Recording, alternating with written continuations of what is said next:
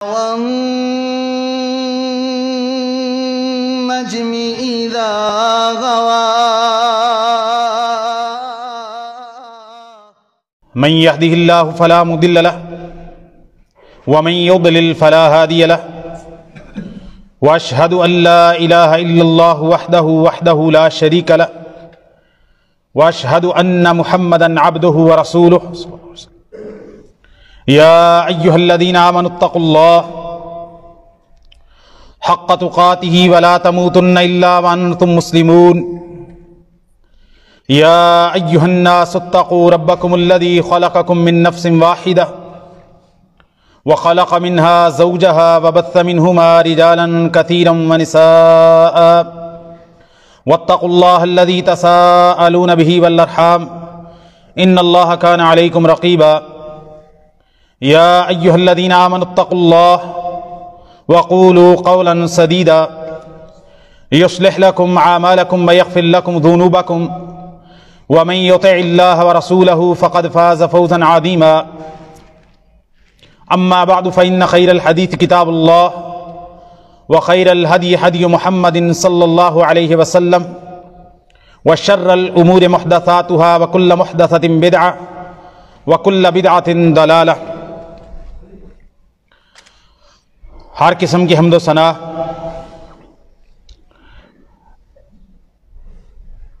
تعریف و تسبیح تقدیس و تمجید اکیلے اللہ رب العالمین کے لیے ہے، جو کل کائنات کا اکیلا خالق، مالک، رازق اور مدبر ہے، اور لاکھوں کروڑوں درود و سلام ہوں اس ہستی اقدس و مقدس پر کہ جن کا نام نامی اسم گرامی محمد الرسول اللہ صلی اللہ علیہ وآلہ وسلم ہے۔ گزشتہ خطبہ جمعہ میں آپ کے سامنے بڑے اختصار کے ساتھ یہ بات رکھی تھی کہ دین اسلام کے اندر عقیدہ توحید کی بنیادی اہمیت ہے۔ دین اسلام کا پہلا رکن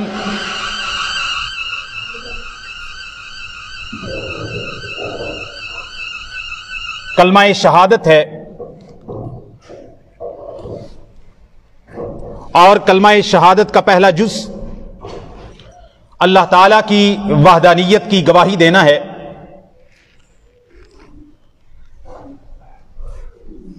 ارکان ایمان میں سے پہلا رکن ایمان باللہ، تمام انبیاء کرام اس دنیا کے اندر تشریف لائے، ان کی پہلی اور بنیادی ذمہ داری اور منصب نبوت کا ان کا عہد اور ان کی دعوت کا آغاز دعوت توحید سے ہوتا ہے۔ انبیاء کرام صعوبتیں، مصیبتیں، مشکلات، پریشانیاں برداشت کرتے ہیں عقیدہ توحید کو لوگوں تک پہنچانے کے لیے اور شرک سے خبردار کرنے کے لیے اور شرک سے بچانے کے لیے۔ عقیدہ توحید کے بغیر کوئی اسلام نہیں، کوئی ایمان نہیں، کوئی دین نہیں۔ آج کے خطبہ جمعہ میں اختصار کے ساتھ چند باتیں شرک کی مذمت کے حوالے سے،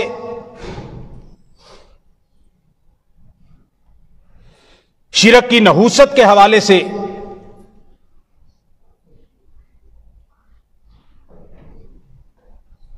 اور شرک کی پراگندگی کے حوالے سے ذکر کروں گا۔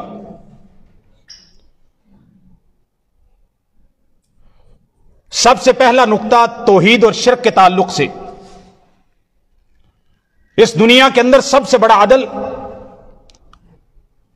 اللہ تعالیٰ کی وحدانیت کا اقرار کرنا، اس کا تصدیق کرنا اور اس کے مطابق عمل کرنا۔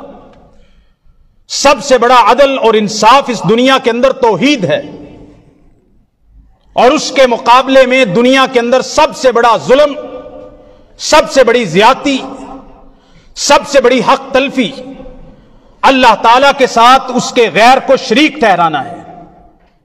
سب سے بڑا عدل توحید ہے، سب سے بڑا ظلم شرک ہے۔ جیسے توحید کی اہمیت و فضیلت بہت زیادہ ہے، اسی طرح شرک کی مذمت، شرک کی پراگندگی، شرک کی نحوست اور شرک کے ساتھ نفرت اتنی ہی زیادہ ہے۔ سیدنا لقمان علیہ السلام، سورہ لقمان کے اندر اللہ تعالیٰ ان کے بارے میں ارشاد فرماتے ہیں، وَإِذْ قَالَ لُقْمَانُ لِابْنِهِ وَهُوَ يَعِظُهُ يَا بُنَيَّ لَا تُشْرِكْ بِاللَّهِ إِنَّ الشِّرْكَ لَظُلْمٌ عَظِيمٌ۔ اور جب جناب لقمان علیہ السلام اپنے بیٹے کو نصیحت کرتے ہوئے ارشاد فرماتے ہیں، یا بنیا، اے میرے پیارے لخت جگر، لا تشرک باللہ، اللہ کے ساتھ اس کے غیر کو کبھی شریک نہ ٹھہرانا۔ کیوں؟ ان الشرک لظلم عظیم، کیونکہ شرک کائنات کا سب سے بڑا گناہ ہے، سب سے بڑا ظلم ہے، سب سے بڑی حق تلفی ہے، سب سے بڑی ناانصافی ہے۔ اے میرے بیٹے، رب کے ساتھ کبھی غیر کو شریک مت ٹھہرانا۔ شرک سب سے بڑا ظلم ہے، اور اتنا بڑا ظلم ہے، اتنی بڑی ملاوٹ ہے، اتنی بڑی جیل سازی ہے کہ اگر نیک اعمال کے ساتھ شرک کی ملاوٹ ہو جائے، تمام نیک اعمال بھی برباد ہو جاتے ہیں۔ مالک کائنات نے قرآن مجید کے اندر ارشاد فرمایا، ہدایت والے لوگ کون ہیں؟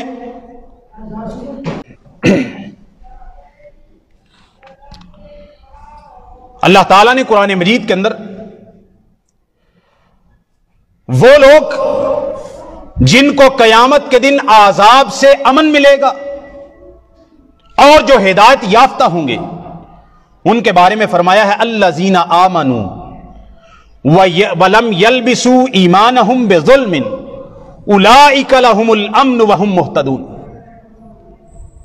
وہ لوگ جو ایمان لائے، الذین آمنوا، وہ لوگ جو ایمان لائے، ولم یلبسوا ایمانہم بظلم، پھر اپنے ایمان میں ظلم کی ملاوٹ نہیں کی ہے۔ الذین آمنوا، ایمان لانے کے بعد لم یلبسوا ایمانہم بظلم، اپنے ایمان میں ظلم کی ملاوٹ نہیں کی، آمیزش نہیں کی، اولئک لہم الامن وہم مہتدون، یہی وہ لوگ ہیں جن کو عذاب سے چھٹکارا ملے گا اور یہی ہدایت یافتہ لوگ ہیں۔ جب یہ آیت کریمہ اتری، صحیح بخاری کے اندر موجود ہے، نبی پاک صلی اللہ علیہ وسلم کے صحابہ تڑپ گئے۔ نبی کریم صلی اللہ علیہ وسلم شق علی اصحاب رسول اللہ صلی اللہ علیہ وسلم، یہ آیت کریمہ صحابہ کرام پر بہت مشقت لے کر اتری اور بڑی زیادہ مشقت ہوئی، تنگی ہوئی، ان پر بہت ڈرے اس بات سے۔ تشریف لائے اور آ کر کہنے لگے، آقا اینا لم یظلم، ہم میں سے کون ہے جس سے کبھی گناہ نہیں ہو جاتا؟ انسان ہے ہم، انبیاء کی طرح معصومن الخطا تو نہیں ہے۔ اینا لم یظلم، قرآن کہتا ہے جو ایمان لانے کے بعد ظلم نہ کرے، ایمان کے ساتھ ظلم کی آمیزش نہ کرے، اس کو امن ملے گا، اس کو جہنم سے آزادی ملے گی اور وہی ہدایت یافتہ ہوگا۔ اینا لم یظلم یا رسول اللہ، ہم میں سے کون ہے جس سے کبھی کوئی گناہ، غلطی، صغیرہ کبیرہ گناہ نہیں ہو جاتا؟ رسول اللہ صلی اللہ علیہ وسلم نے فرمایا، اے میرے صحابہ، اس آیت کریمہ میں ظلم سے مراد عام ظلم نہیں ہے۔ کیا تم نے لقمان علیہ السلام کی اپنے بیٹے کو وصیت نہیں پڑھی؟ یا بنی لا تشرک باللہ ان الشرک لظلم عظیم، کیا میرے بیٹے رب کے ساتھ شرک نہ کرنا، شریک نہ ٹھہرانا، کیونکہ شرک سب سے بڑا ظلم ہے۔ اے میرے صحابہ، اس آیت کریمہ میں جو مالک کائنات نے فرمایا ہے، جو ایمان لانے کے بعد ایمان کے ساتھ ظلم کی ملاوٹ نہ کریں تو عذاب سے وہی بچیں گے، ہدایت یافتہ وہی ہیں۔ اس آیت کریمہ کا معنی یہ ہے کہ جب ایمان لانے کے بعد ساتھ ظلم عظیم، بڑے ظلم یعنی شرک کی آمیزش نہ کی اعمال کے ساتھ، تو کل قیامت کے دن ان کو عذاب سے چھٹکارا بھی ملے گا اور وہی ہدایت یافتہ تصور کیے جائیں گے۔ کیا معنی سمجھ آیا؟ کہ ایمان کے ساتھ सगीरा गुनाह, कबीरा गुनाह, हकूकुल इबाद में, हकूकुल्लाह में, गलतियां, कोताहियां, भूल, ये सारी चीजें इंसान से मुमकिन हैं, सदूर हो सकता है और इनकी मुआफी भी हो सकती है। लेकिन अगर ईमान के साथ बड़ा जुल्म, शिरक की अमेज़श हो गई तो फिर ईमान बाकी नहीं रहेगा, ईमान खत्म हो जाएगा। नबी करीम सल्लल्लाहु अलैहि वसल्लम इरशाद फरमाते हैं कि अल्लाह ताला इरशाद फरमाता है, जामे तिर्मिज़ी के अंदर, मुस्नद अहमद के अंदर सही हदीस है, शेख अलबानी ने इसको सही कहा है। अल्लाह ताला फरमाते हैं, यब्न आदम, ए आदम के बेटे। हदीस लंबी है, हदीस कुदसी, मैं उसका आखिरी टुकड़ा सिर्फ पेश करता हूं आपके सामने। यब्न आदम, ए आदम के बेटे, लौ अतैतनी बिक़ुराबिल अर्द खताया सम्मा लक़ीतनी ला तुश्रिकु बी शैयन ला अतैतुका बिक़ुराबिहल मग़फ़िरा। ए आदम के बेटे, अगर तू सारी जमीन के बराबर भी मेरे पास गुनाह लेके आ जाए, क़यामत के दिन तू मुझसे मिले, लौ अतैतनी बिक़ुराबिल अर्द खताया सुम्मा लक़ीतनी, जमीन भरने के बराबर, जमीन के हुजम और वजन के बराबर, जमीन की वसअत और इसके महाज के बराबर तू मेरे पास बुराइयां लेके आ जाए, गुनाह लेके आ जाए, अपनी लग़्ज़शें लेके आ जाए, सुम्मा लक़ीतनी, फिर तू मुझसे मिले, इस हाल में कि ला तुश्रिकु बी शैयन, तूने दुनिया जहान का गुनाह तेरे नामा अमाल में हो, तूने शिरक ना किया हो, ला अतैतुका बिक़ुराबिल अर्दिल मग़फ़िरा, तो सारी जमीन भर के गुनाह लेके आ जा, लेकिन उसमें मुझसे शिरक वाला गुनाह, मेरे साथ शिरक वाला गुनाह लेके ना आना, मैं जमीन के वजन के बराबर भर के तुझे मुआफी अता कर दूंगा। तो जमीन के बराबर भर के गुनाह ले आ जाना, शिरक नहीं होना चाहिए, शिरक नहीं होना चाहिए। एक रियासत के अंदर बंदा चोरी करता है, उसकी भी सजा है। एक रियासत के अंदर बंदा टैक्स चोरी करता है, उसकी भी सजा है। मुख्तलिफ जराइम करता है, उसकी मुख्तलिफ सजा है। लेकिन अगर एक बादशाह के मुल्क के अंदर कोई दूसरा बादशाह खड़ा हो जाए, उसके खिलाफ बगावत हो जाए, तो इसको कहता है हाई ट्रिजन, संगीन गद्दारी। इसकी सजा हाथ काटना भी नहीं होती, जेल भी नहीं होती, इसकी सजा सवाए कोई और, सवाए सजाए मौत के और कोई होती नहीं है दुनिया के किसी भी कानून। शिरक करना, सारी कायनात के बादशाह के मुकाबले के अंदर बादशाह लाके खड़ा करना है, माबूद के मुकाबले में माबूद लाके खड़ा करना है, मस्जूद के मुकाबले में मस्जूद लाके खड़ा करना है। इसकी माफी नहीं है। सारे जराइम कर लो, सजा मिल सकती है। और सही बुखारी के अंदर यह हदीस इस तरह आई, अबू ज़र रज़ियल्लाहु ताला अन्हु से, नबी करीम सल्लल्लाहु अलैहि वसल्लम ने फरमाया, अतानी आतिन मिन रब्बी, मेरे पास मेरे रब की तरफ से एक फरिश्ता आया, फाखबरनी औ काला बशरनी, मालिके कायनात की तरफ से नबी पाक ने फरमाया, मेरे पास एक फरिश्ता आया, उसने आके मुझे खुशखबरी दी। क्या खुशखबरी दी? अन्नहु मन माता मिन उम्मती ला युश्रिकु बिल्लाहि शैया दखलल जन्नता। ऐ मेरे प्यारे महबूब, आपके रब का पैगाम लेके आपको खुशखबरी देने के लिए आया हूं। आपकी उम्मत में से जो बंदा इस हालत में मर गया कि रब के साथ किसी को शरीक न ठहराया हो, वह जन्नत में जरूर जाएगा। अबू ज़र कहते हैं, मैं ठटक गया, अल्लाह के नबी, इन ज़ना व इन सारा का।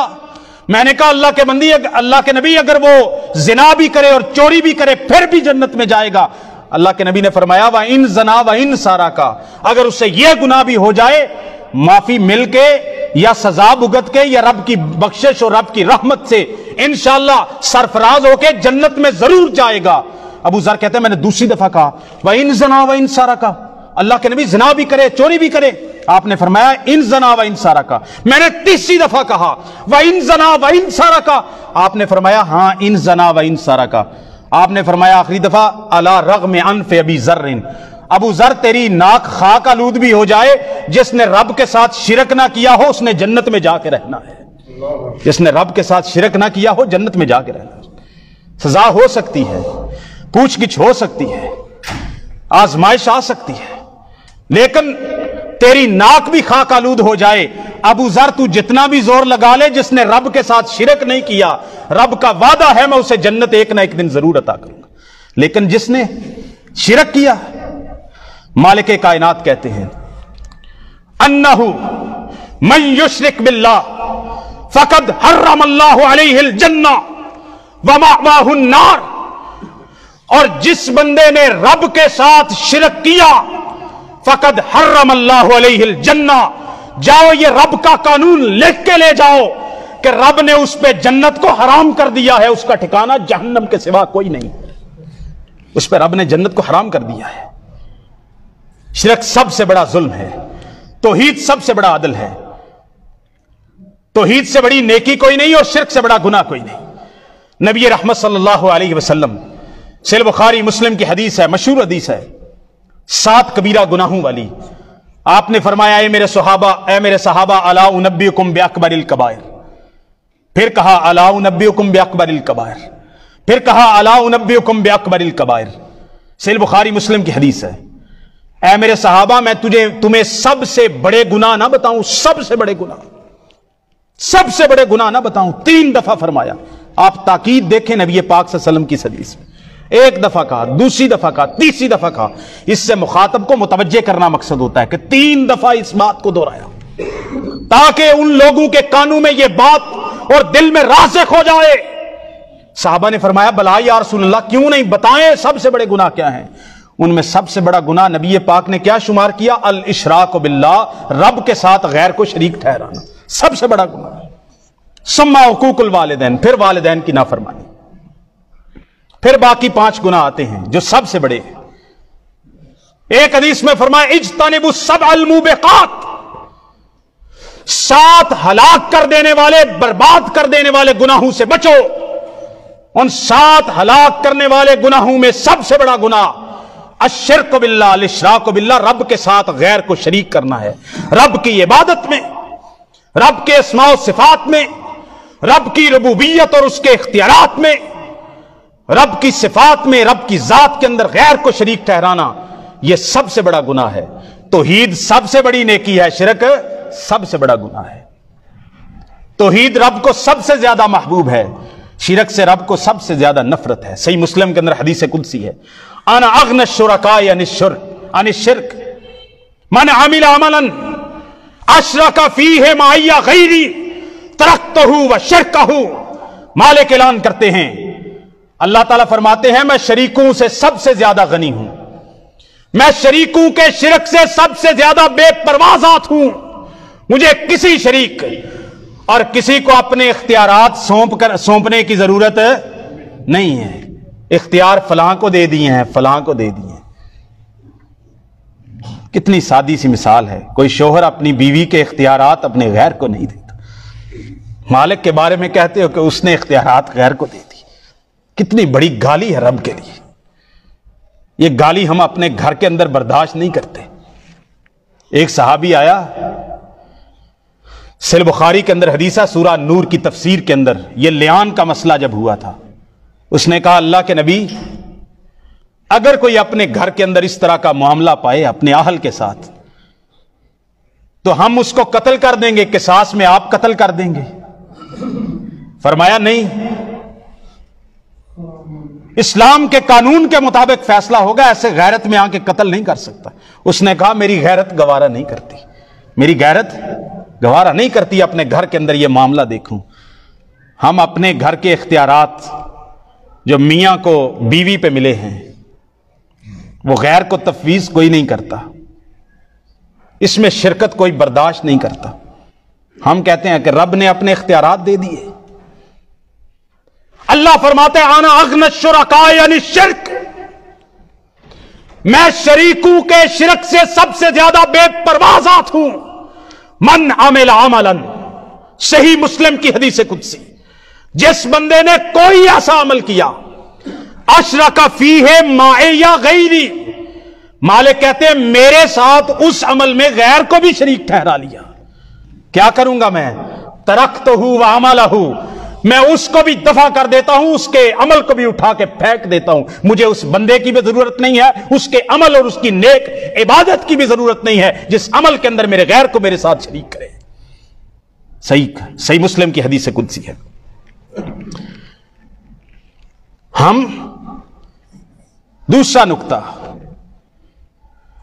شرک کرنے سے تمام نیک اعمال اگر کوئی پہلے کیے ہوں تو برباد ہو جاتے ہیں، اور اگر شرک بھی کر رہا ہو ساتھ نیک اعمال بھی کر رہا ہو تو وہ صفر کے ساتھ ملٹی پلائی ہو جاتے ہیں، کوئی حیثیت نہیں رہتی. مالک کائنات ارشاد فرماتے ہیں وَلَقَدْ أُوحِيَ إِلَيْكَ وَإِلَى الَّذِينَ مِن قَبْلِكَ لَئِنْ أَشْرَكْتَ لَيَحْبَطَنَّ عَمَلُكَ. اے میرے پیارے محبوب، سوچیں ذرا، رب نے کہاں چوٹی سے جا کے نفی کی ہے. آئے محبوب تو توحید پھیلانے کے لیے آئے، مالک نے مثال دینے کے لیے سمجھایا، ایسی بڑی شرط لگائی جس کا جواب شرط کا وقوع ہی ممکن نہیں ہے، کبھی ایسا ہو سکتا ہی نہیں ہے. ساری کائنات تباہ ہو سکتی ہے، اس شرط کا جواب نہیں ہو سکتا. یہ عمل دنیا میں وقوع پذیر ہو سکتا نہیں ہے جس کی رب نے شرط لگا دی ہے. فرمایا اے میرے محبوب، ہم نے آپ سے پہلو اور آپ کی طرف بھی وحی کی. کیا وحی کی؟ لَإِنْ أَشْرَكْتَ لَيَحْبَطَنَّ عَمَلُكَ، اگر آپ نے بھی شرک کر لیا تو ہم آپ کے بھی سارے اعمال کو برباد کر دیں گے. اس کا جواب شرط کا وقوع ممکن نہیں ہے، کیونکہ نبی سے کبھی شرک، نبی سے تو کبیرہ گناہ، اس کا وقوع ممکن نہیں ہے.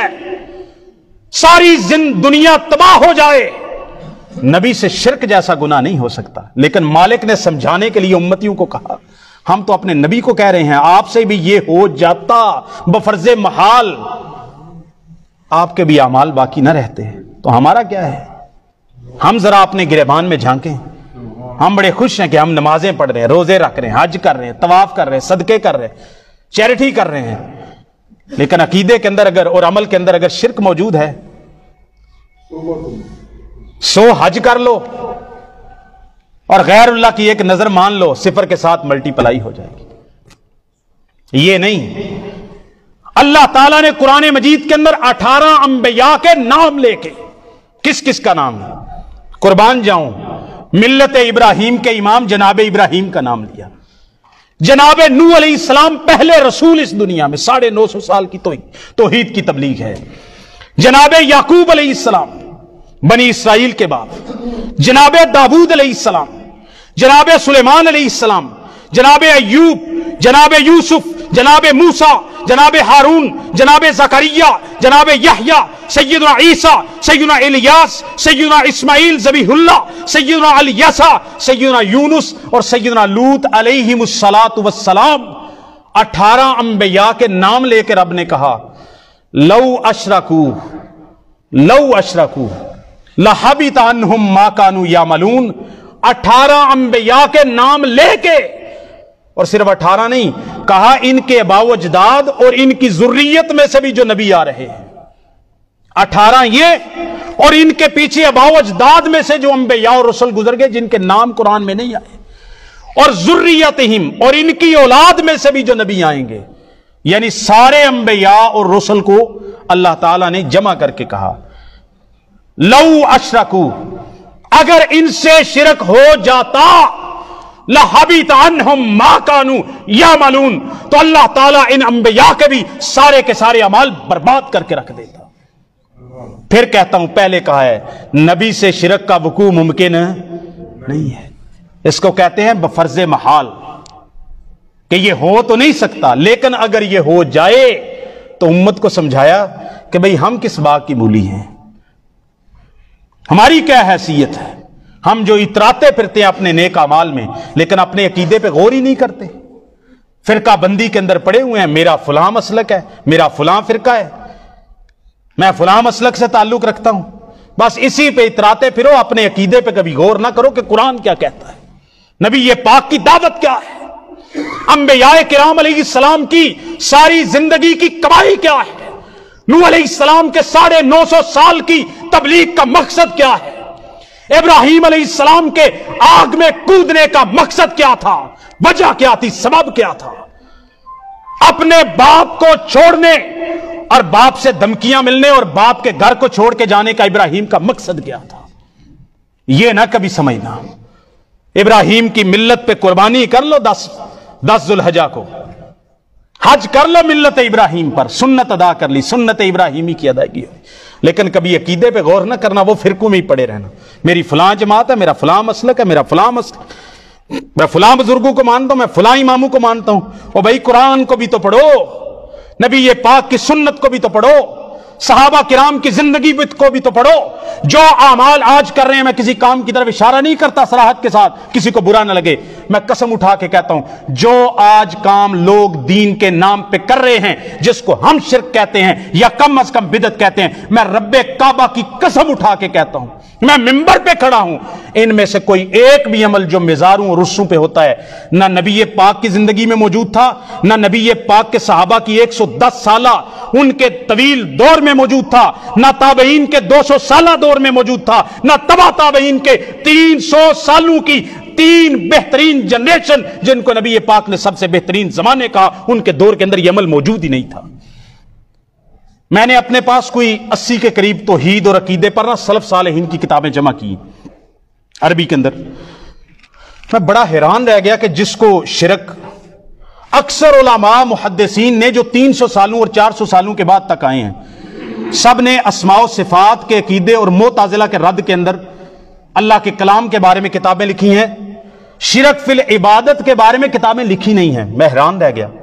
सबसे बड़ा शिरक तो यह है कि अल्लाह के साथ गैर को नजर मानी जाए, न्याज मानी जाए। मालूम हुआ कि उस जमाने के अंदर मुसलमानों में भी यह शिरक मौजूद ही नहीं था कि मुहद्दिसीन इस पर मुस्तकिल किताबें लिखते हैं। यह तो बाद की पैदावार है। शिरक का एक और बहुत बड़ा नुकसान कि शिरक की माफी नहीं है। हां, दुनिया में माफी है, मरने से पहले पहले तौबा कर ले। वो तो नबी पाक के जितने भी सहाबा जो पहले कुफर के अंदर थे, शिरक के अंदर थे, उनने इस्लाम लाए, कलमा ला इल्ला पढ़ा, तौबा की, अल्लाह ताला ने माफ कर दिया। लेकिन बंदा शिरक की हालत में मर गया तौबा किए बगैर, अल्लाह ताला ने कानून बना दिया है, कानून है जिसके अल्लाह के कानून को कोई तोड़ नहीं सकता। फरमाए इन्नल्लाह ला यगफिरु अन युशरक बिही व यगफिरु मा दून ज़ालिका लिमन यशा। सूरह निसा की आयत है, बेशक अल्लाह ताला इस बात को कभी माफ नहीं करेगा कि उसके साथ उसकी इबादत में, उसकी जात में, उसकी रबूबियत में, उसके अस्मा व सिफात में गैर को शरीक किया जाए, यह रब कभी माफ नहीं करेगा। व यगफिरु मा दूना ज़ालिका लिमन यशा। शिरक से कमतर कोई गुनाह होगा, रब जिसको चाहेगा माफ कर देगा, जिसके लिए चाहेगा माफ कर देगा। शिरक के अलावा माफ हो सकता है मरने के बाद भी, लेकिन शिरक इसमें मर गया तो मालिक ने कहा इन्नल्लाह ला यगफिरु अन युशरक बिही। शिरक रब ने माफ नहीं करना। रब ने अपने बारे में कह दिया, कानून बना दिया, वादा कर दिया। अब इस बात से डर जाएं और अपने अकीदों की दुरुस्तगी करें। सैयदना इब्राहीम अलैहिस्सलाम कितने बड़े तौहीद के इमाम हैं। जब सैयदना इस्माइल अलैहिस्सलाम को दूध पीते बच्चे को बैतुल्लाह की बुनियादों के पास छोड़ के आते हैं, तो रब से जो दुआएं करते हैं ना, उनमें से एक बुनियादी दुआ क्या करते हैं? अपने बच्चों की हमने कभी फिक्र की है? इब्राहीम अलैहिस्सलाम को दूध पीते बच्चे के खाने पीने, रिहाइश, मौसम की सख्ती, गर्मी, शिद्दत के बेआबो गया वादी, वहां पे दरिंदे भी हैं, वहां पे चीर फाड़ करने वाले शेर चीते भी मौजूद हैं। उस जंगल के अंदर ना कोई पानी है, ना दाना है, ना खाने के लिए कुछ चीज है। उनकी जान की फिक्र नहीं है, यह फिक्र है वजनुबनी व बनिया नाबुदल असनाम। अल्लाह मैं तुझसे दुआ मांगता हूं, अपनी औलाद को यहां छोड़ के जा रहा हूं, या अल्लाह मेरी एक ही खौफ है मेरे दिल में, इब्राहीम के दिल में एक ही खौफ है। क्या खौफ है? अल्लाह मुझे और मेरी औलाद को शिरक से महफूज करना। میری اولاد اور میں کبھی شرک میں واقع نہ ہوں۔ وجنبنی وبنی ان نعبد الاصنام، اللہ مجھے اور میری اولاد کو شرک سے اور بتوں کی پوجا سے بچائے رکھنا۔ میرے بھائیوں، میرے دوستوں، میرے بزرگوں، اللہ تعالیٰ قرآن مجید کے اندر ارشاد فرماتے ہیں من یشرک باللہ فقد ضل ضلالا بعیدا، جس بندے نے شرک کیا وہ بڑی دور کی گمراہی میں جا پڑا ہے۔ شرک سب سے بڑا ظلم ہے، شرک سب سے بڑی گمراہی ہے۔ شرک کرنے والے پر جنت رب نے حرام کر دی ہے۔ شرک کرنے والے کی کوئی معافی نہیں ہے اگر وہ توبہ کے بغیر دنیا سے چلا گیا۔ شرک کرنے والے کے اگر کوئی نیک اعمال ہیں وہ بھی سارے کے سارے برباد ہو جاتے ہیں۔ اللہ تعالیٰ نے قانون بنا دیا ہے۔ شرک سے اللہ تعالیٰ کو سب سے زیادہ نفرت ہے۔ شرک کی مذمت کے لیے اللہ تعالیٰ نے لاکھوں انبیاء اس دنیا کے اندر بھیجے۔ شرک کی مذمت کے لیے اللہ تعالیٰ نے قرآن بھیجا۔ پورے قرآن مجید کے اندر سب سے زیادہ جو مضمون بیان کیا گیا ہے وہ توحید کی دعوت کا مضمون ہے اور شرک کی مذمت کا مضمون ہے۔ لیکن افسوس کہ آج کا مسلمان قرآن مجید کو فراموش کر چکا ہے، نبی پاک کی سیرت کو فراموش کر چکا ہے۔ محبت کا دعویٰ بھی ہے، عشق کا دعویٰ بھی ہے، نبی پاک صلی اللہ علیہ وسلم کے لیے درود بھی ہے، سلام بھی ہے، لیکن نبی پاک کی سیرت اور نبی پاک کی تنگیاں اور آپ صلی اللہ علیہ وسلم نے جو گھر بار کو چھوڑا، جنگیں لڑی، غزوات کیے، اپنے دانت شہید کروائے، اپنا چہرہ زخمی کروایا، آپ صلی اللہ علیہ وسلم نے اپنا گھر بار چھوڑا، آپ کے ساتھی شہید ہوئے، آپ کے ساتھیوں کو تپتے صحراؤں پہ گھسیٹا گیا، کوئلوں پہ جلایا گیا، ان کو شہید کیا گیا، سختیاں آئیں، نبی صلی اللہ علیہ وسلم نے یہ سب کچھ کیوں برداشت کیا؟ صرف توحید کا عقیدہ لوگوں میں راسخ کرنے کے لیے۔ اس کو مسلمان بھول چکا ہے۔ اللہ تعالی ہمیں توحید پر قائم رکھے اور اس شرک کی امیزش سے بھی بچائے جس کے ساتھ سارے اعمال برباد ہو جاتے ہیں۔ اللہ تعالی ہمیں عمل کی توفیق عطا فرمائے۔ وما توفیق الا باللہ۔ والنجم إذا غوى